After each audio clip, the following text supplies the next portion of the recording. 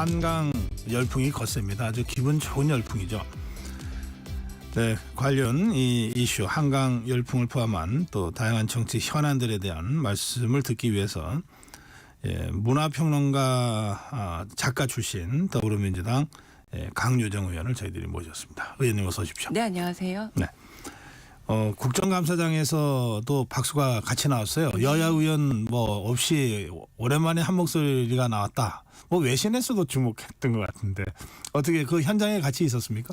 사실 그 바로 직전에 조금 여야가 언쟁이 있어서 네. 굉장히 분위기가 달구어졌었어요. 예. 그래서 잠깐 쉬고 들어와서 이야기를 시작하고 있는데 갑자기 이제 전재수 위원장께서 멈추고 뭔가 좋은 소식이 있다. 그리고 한강 작가가 이렇게 수상을 했다라는 말과 함께 모두들 다 여야 할 거 없이 축하했고요.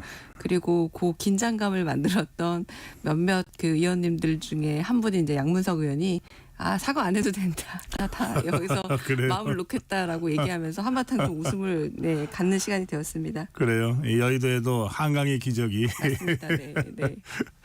그 평소에도 그렇게 의정 활동 서로 뭐 입장이 다르니까 논쟁할 수는 있는데 또 함께 박수 칠 때는 박수 치는 그런 국회 모습을 만들어갈 수 있었으면 좋겠는데요. 맞아요. 그리고 그래도 제가 문체위 소속인데요. 문화체육관광위원회 소속인데 또 상당히 분위기가 좋은 편입니다. 네, 싸울 때 싸우지만 또 뒤돌아서 늘 악수하고 끝내는 상임위 중 하나입니다. 네. 네. 그 한강 작가의 노벨상 수상을 다들 예상하지 못했다고들 그러던데 의원님은 어떠셨어요? 저는 언젠가 받을 거라고 생각했지만 올해일 거라고는 예상을 못했어요. 네. 그리고 아시겠지만 노벨상 주변에 언제나 이렇게 도박사들이 확률을 많이 올립니다. 누가 그래요. 받을 것 같다. 그래서 이게 재미로 하는 것도 있겠고 아마 진지한 좀 직업적으로 하는 그런 사람들이 분들도 있습니다. 계실 텐데 언제나 이제 아시아권에서 만약에 누가 다시 노벨상을 받는다면 무라카미 하루키라는 일본 작가가 아니겠느냐라는 말도 많이 있었어요. 그리고 이게 뭐 여러 이제 대륙적 안배 같은 것들을 봤을 때 작년에도 이제 용포세가 받았다라던가 뭐 아니에르노라가 받았다던가 여러 면에서 아시아 작가일 것 같긴 한데 한강 작가 아직 젊으니까 조금 더 시간이 그러니까 받을 자격이 없다기보다 조금 더 연장자들이 먼저 받지 않을까라는 예상이 있었던 거죠.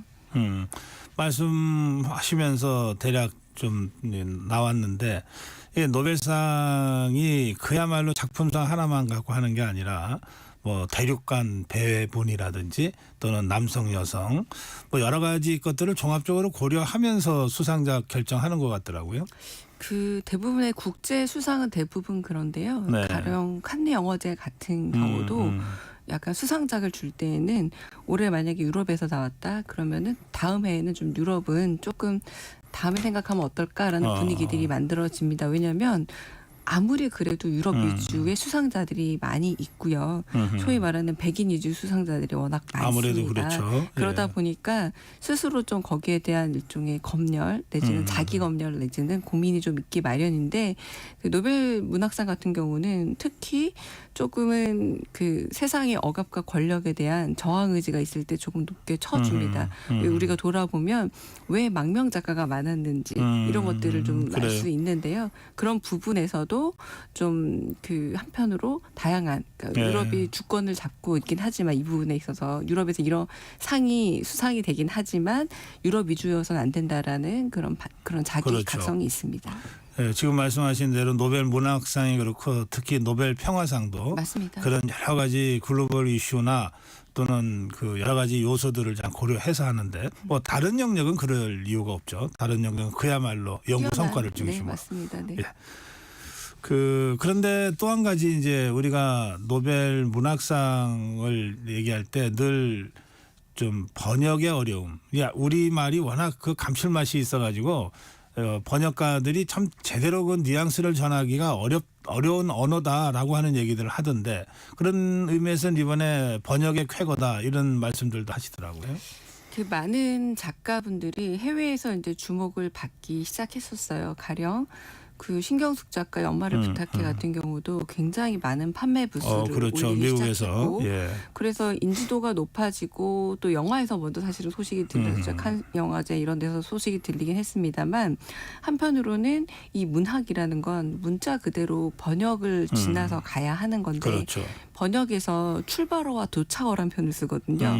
한국어에서 출발해서 세계의 다양한 언어에 도착을 해야 돼요. 근데 이 도착을 하려고 할 때 번역이 만약에 미흡하거나 좀 엉뚱하면 엉뚱한데 도착을 하겠죠. 그렇죠. 이제 그런 의미에서 그 맨부커상을 수상했을 때 그 한강 작가만큼이나 한강 작가가 감사를 표현하기도 했고 그때 굉장히 부각됐던 인물이 네. 바로 데보라 스미스라는 영국의 번역가였습니다. 그러니까 베지테리언이라고 채식주의자를 번역하는 거에 멈춘 게 아니라 이 채식주의자에 담겨 있는 다양한 감성 언어들을 이 데보라 스미스가 훌륭하게 번역을 했는데 이 데보라 스미스가 영국인이기도 하지만 본인 스스로 한강 작가의 팬이었던 거예요. 아하. 그래서 이 작품을 어떻게든 잘 번역을 하고 싶다라는 팬심에서 한국어 공부를 더 열심히 했고 네. 그래서 이제 한국에 와서도 잠깐 머물기도 했었는데요.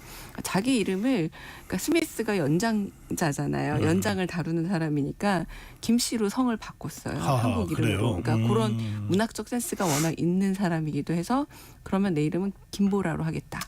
금보라로 하겠다라고 해서 그 이름을 바꿀 정도의 센스가 이 말씀을 들려주면 번역이 어떤 감수성으로 됐는지 알겠다라고 말씀을 그래요. 해주시더라고요. 보통은 네네. 뭐 제2의 창작이다 그러고 원작보다도 네. 고통스러운 작업이라고들 하던데 네. 어쨌든 이 워낙 원작이 훌륭하니까 거기에 좋은 파트너 번역가를 만나서 이런 쾌거를 이룬 것 같아요. 맞아요. 그런가 하면 지금 말씀 나왔습니다만 이 영상 언어, 영화라든지 하고는 조금 다른 부분이 있어요. 이 문학, 소설, 시라고 하는 것이요. 그 점에서도 우리가 세계 어떤 글로벌 국가로 가는데 큰 하나의 그 관문을 넘어섰다.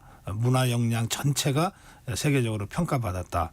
이런 말씀도 가능할 것 같습니다. 그 2016년 맨부커상을 바로 한강 작가가 탄 이후로 31명이나 해외 문학상을 받았어요. 저는 조금 아쉬웠었죠. 별로 알려지지 않아서. 네, 황석영 네. 작가가 해질 무렵으로 프랑스 에밀 김해상을 받았고 윤고은 작가가 대거상이 번역 추리 문학에서 굉장히 큰 상인데 2021년에 받기도 했었거든요. 이런 부분들이 아무래도 최근에 좀 안타까운 뉴스 중에 하나가 한국인이 1년에 한 권 정도밖에 책을 안 읽는다 뭐 이런 말도 좀 그래요, 있었잖아요. 이 와중에 그래 좋은 소식과 함께 독서 열풍도 다시 일면 좋겠고 번역에 관한 조금 더 국가 지원도 늘었으면 하는 바람도 있으면. 이 수상 소식 후에 어제까지 한 50만 부가 팔렸다는데 네. 이게 아무래도 이제 한강 작가의 책을 다들 사시겠지만 하다 보면 다른 그럼요. 그 독서에 대한 이게 올라가겠죠? 네, 그 제가 재밌는 그 포스팅을 하나 봤는데 한강 작가의 책을 주문했더니 12월 31일 도착으로 뜬대요. 뭐 그 정도 열풍이 불고 있다라는 뜻인데 최근에 특히 제가 뭐 주목하는 젊은 작가분들도 많이 있는데요. 네. 이분들도 곧 제2, 제3의 한강으로 세계 문학 그 우수 문학상 소식으로 아마 알려주지 않을까라고 기대하고 있습니다.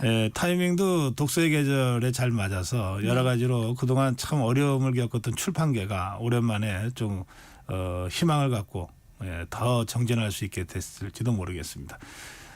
저희가 학교 다닐 때는 보통 뭐 출판한다 그러면 몇천 부를 기본으로 생각했는데 요즘은 500부가 기본이더라고요. 1쇄가 네. 500부 그리고 1000부만 많이 찍는 1000부면 많이 찍는다는 맞아요. 거예요. 네. 근데 네. 원래는 그렇지 않았죠. 한 3000부, 5000부 정도까지도 찍었던 게 1쇄의 개념이었는데 그러니까요. 많이 바뀌었습니다. 차제에 우리 도서 출판계까지도 좀 이 봄바람이 좀 불듯이 그렇게 됐으면 좋겠네요.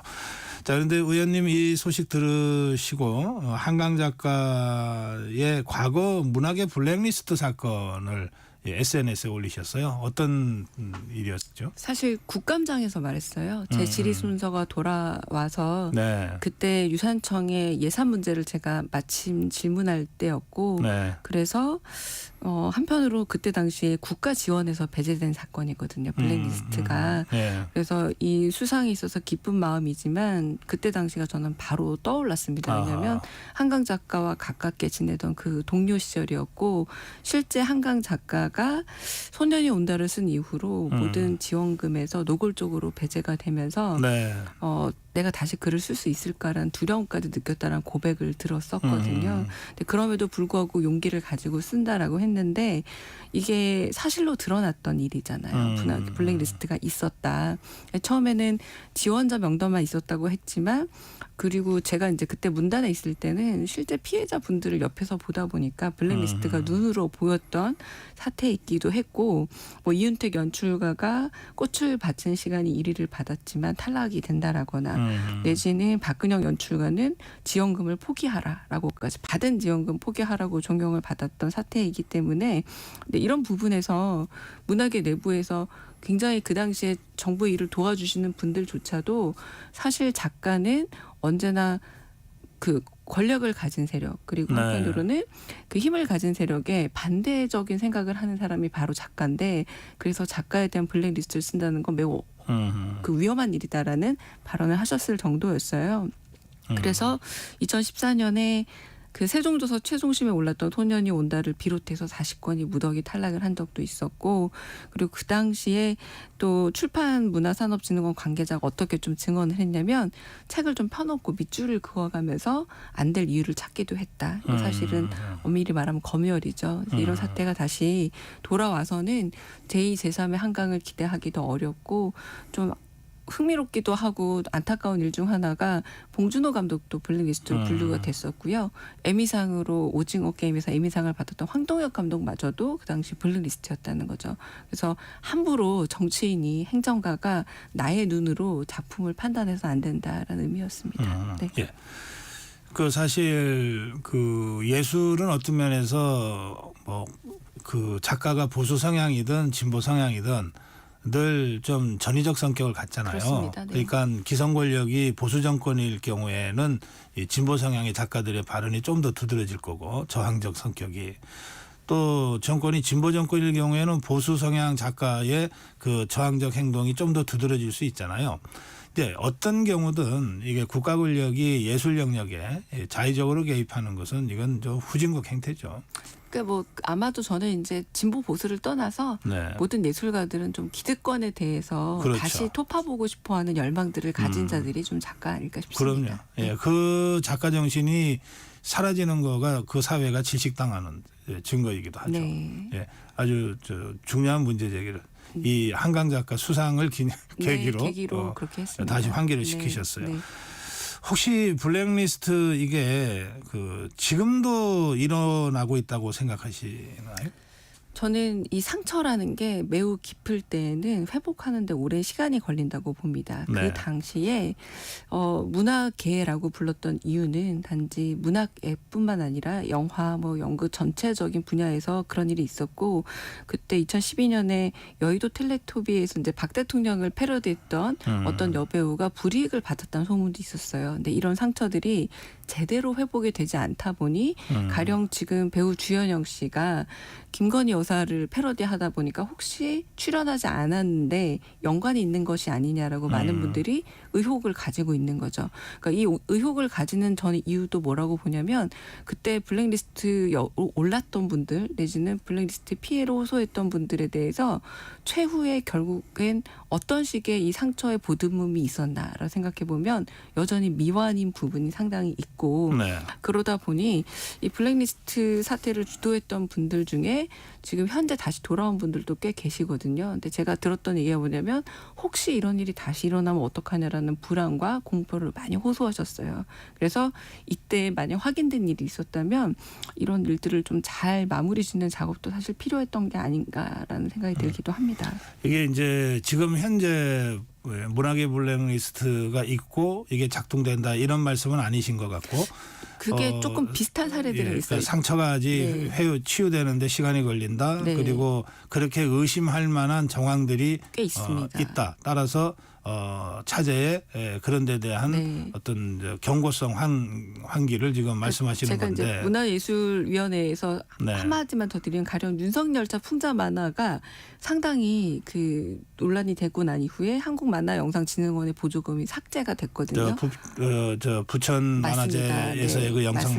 말씀하시는 거죠? 그런 거라던가 내지는 서울국제도서전에서 대통령 경호처에 의해서 이틀막 퇴장을 당한 적도 있어요. 근데 이런 사태들이 계속 이어지게 된다면 아마 블랙리스트가 현재도 있다라는 의심이 계속 더 강화될 수 있다라고 좀 말씀을 드리고 싶습니다.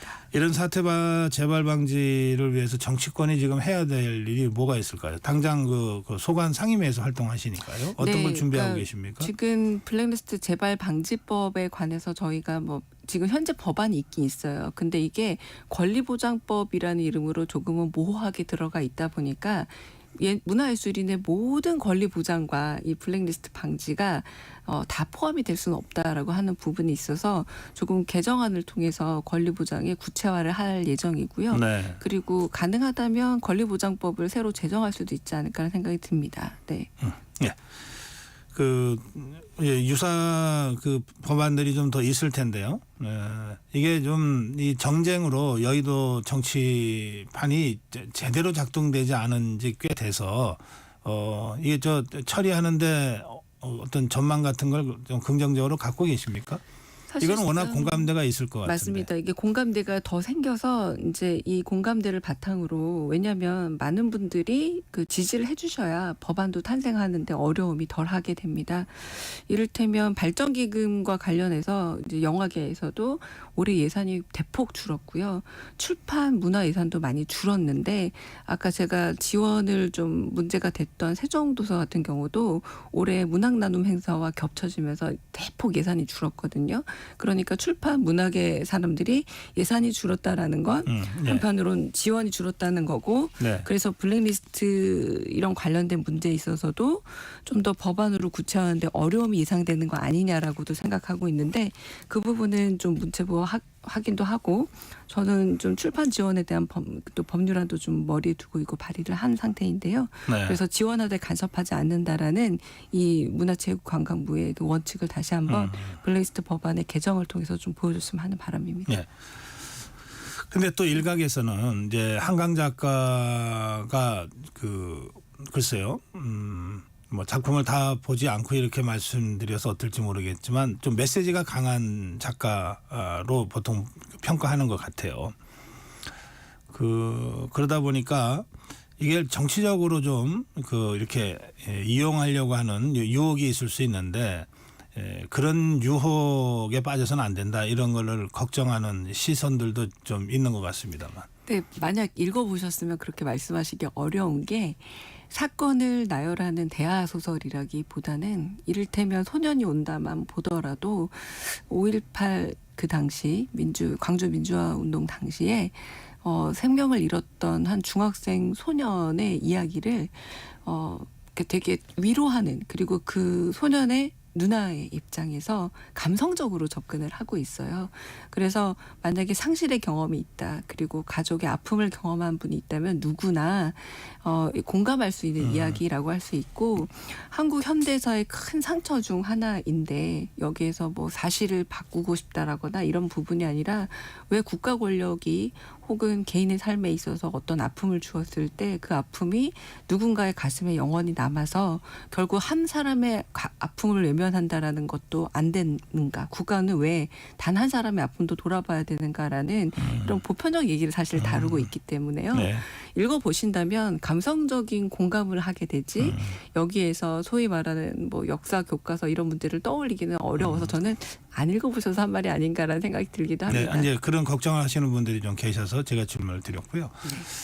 말씀하신 대로 어떤 소재에 매몰되는 것이 아니라 거기서 우리 맞습니다. 인류의 보편 가치를 구현했기 때문에 이제 노벨상 수상이라고 하는 이런 평가가 돌아왔다고 할 수 있겠죠. 저는 오히려 한편으로 조금 약간 강하게 강조하고 싶은 부분은 광주 민주화 운동 같은 경우는 이제 역사적 평가가 끝난 부분인데 이 부분을 거꾸로 좀 정치적으로 활용하지 않았으면 하는 바람도 있습니다. 예.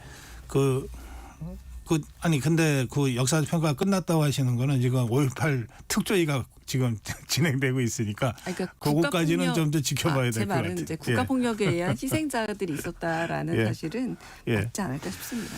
자, 우리 강효정 의원을 모시고 이제 대담을 나누다 보니까 이 질문도 좀 드려야 될 것 같은데 이렇게 인간의 품격을 여러 가지로 표현할 수 있을 텐데 이제 말도 그 품격을 표현하는 것 중에 하나 아닌가요? 어떤 면에 가장 중요한 또 정치인의 경우는 말로 정치한다는 게 이제 우리 또 일반적인 상식이기도 한데 최근 들어서 정치인의 말이 굉장히 거칠어지고 있습니다. 어제 오늘 일은 아닌데 어제 지난주만 하더라도 그 양문석 의원의 이 기생집 발언이라든지 또는 그 금정구청장 그 선거와 관련해서 김영배 의원의 그 혈세 낭비 이게 뇌출혈로 직무 중에 돌아가셨는데 그 전임 구청장이 이걸 혈세 낭비라고 표현을 하는 바람에 이제 사과는 했어요. 본인이 사과하고 또 더불어민주당에서는 징계하겠다는 공식 입장을 밝혔습니다만 그러나 이미 입 밖에 나온 말은 주워 담을 수 없잖아요. 이미 상처받으신 분들은 다 상처받았고 이런 거 어떻게 보세요? 이게 조금 두 가지 사례가 좀 다른데요. 네. 양문석 의원 발언은 제가 이제 국감장에서 직접 듣기도 했는데 네. 그 김건희 여사가 참여한 정책 간담회에 국악인들이 와서 재능 기부 공연을 했다라는 겁니다. 그래서 네. 그 부분에 이제 양문석 의원이 문제 제기를 하면서 왜 이수자, 전수자 같은 귀한 분들을 공연에 대한 제대로는 대가를 지불하지 않고 밥을 먹으면서 공연을 들었다면 이거는 그러니까 그 김 여사와 정부에서 그런 취급을 한 것이 아니냐. 그래서 상춘제라는 공간을 그런 공간으로 만든 것이 아니냐라고 비판하는 의도로 한 얘기였는데 네. 그래서 그 부분만 한 단어만 따옴표로 발췌돼서 언론 보도가 돼서 전재수 위원장께서 이 기사가 의도를 잘못 전달한 것 같다라고 말을 했고 그 말을 하자마자 기사도 수정이 사실은 됐습니다. 예. 그래서 그런 의도가 있었기 때문에 발언의 옳고 그름은 좀 둘째로 따지더라도 맥락은 좀 전해야 되겠다는 생각이 들고요. 시간이 별로 없네요. 네, 예. 김영배 의원 같은 경우는 당신께서 사실관계를 잘 파악하지 못했다라고 얘기를 하셨어요. 네. 그래서 그 부분에 있어서는 사실관계가 제대로 확인되지 않은 실수가 맞지 않을까. 그래서 당에서도 이제 징계 얘기까지 나오는 게 아닌가 싶습니다. 네. 예. 저희가 55분 30초에는 네, 마무리를 네, 해야 돼서 네. 다른 질문을 제가 못 드렸네요. 이 한강 작가 관련 말씀을 좀 깊이 듣는 바람에 오늘 말씀 여기서 마무리하겠습니다. 네, 의원님 감사합니다. 고맙습니다. 네, 더불어민주당 강유정 의원과 말씀 나눴습니다. 고맙습니다.